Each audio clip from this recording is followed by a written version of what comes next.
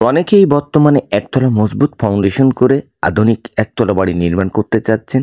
সেই ক্ষেত্রে এই বাড়ির ডিজাইনটা আপনারা দেখে নেবেন কিভাবে কম বাজেটের ভিতর মজবুত ফাউন্ডেশন করে এই বাড়ির টোটাল নির্মাণ কাজগুলো আমরা করছি।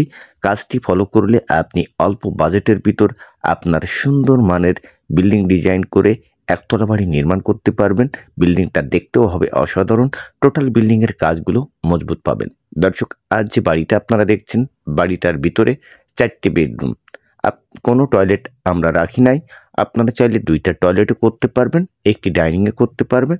কিভাবে এমন ধরনের ডিজাইনগুলো করা হয় গ্রামের ভিতর একতলা আরসিসি শর্ট কলাম ফাউন্ডেশনের মাধ্যমে, এই ভিডিওটি দেখতে থাকুন। তাহলে টোটাল বিষয়টি ক্লিয়ারভাবে বুঝতে পারবেন। আজ যে বাড়িটা আপনারা দেখছেন, এই বাড়িটার টোটাল এতটুকু কাজের জন্য খরচ 5 লক্ষ টাকা।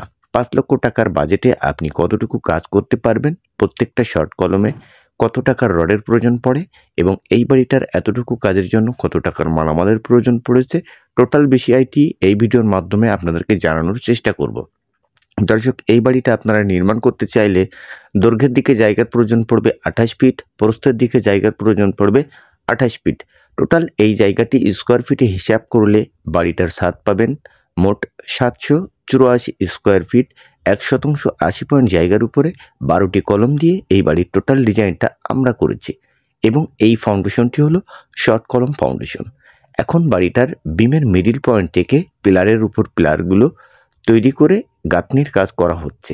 যেখানে আরসিসি পিলার আছে, তার উপর থেকে 10 ইঞ্চি ইটের পিলার দিয়ে এই বাড়ির টোটাল নির্মাণ কাজগুলো করা হচ্ছে। অনেকেই অনেকভাবে কমেন্ট করেছেন যে ভাই, আসলেই কি এই ফাউন্ডেশনটি মজবুত হবে? সেটা আপনারা ভিডিওটি দেখেও বুঝতে পারবেন। ইটের একতলা ফাউন্ডেশন করে নির্মাণ করলেও যে খরচ যাবে, সেম বাজেটের ভিতর আপনারা এভাবেই শর্ট কলম ফাউন্ডেশন করে বাড়ি নির্মাণ করলে কি হবে, বিল্ডিংয়ের 5 ইঞ্চি ওয়ালগুলো অনেক মজবুত পাবেন। কেননা আমাদের যশোর জেলাতে বিল্ডিংয়ের ওয়ালগুলো ফেটে যাওয়ার কারণেই ইটের বাড়ির আমরা কিন্তু এভাবে শর্ট কলম ফাউন্ডেশনের মাধ্যমে একতলা ভবনগুলো নির্মাণ করে থাকি। খরচ কম, কাজ মজবুত, বিল্ডিংটা দেখতেও খুব সুন্দর হয়। আর আপনার বাজেট ভালো থাকলে আপনি অবশ্যই আরসিসি কলমের উপরে বাড়ির টোটাল কাজগুলো করবেন। সেই ক্ষেত্রে আপনার বিল্ডিংটা অনেক মজবুত ও শক্ত হবে। আর কম বাজেট থাকলে এই শর্ট কলমের উপর সুন্দর মানের বিল্ডিং ডিজাইন করে বাড়ি নির্মাণ করতে পারেন।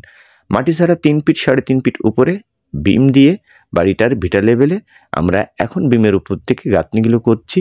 বাড়িটার প্রত্যেকটা কলমে 33 কেজি রডের প্রয়োজন পড়ে, ব্যাস ও কলম রিনের রড এবং বিমে 420 কেজি রডের প্রয়োজন পড়েছে।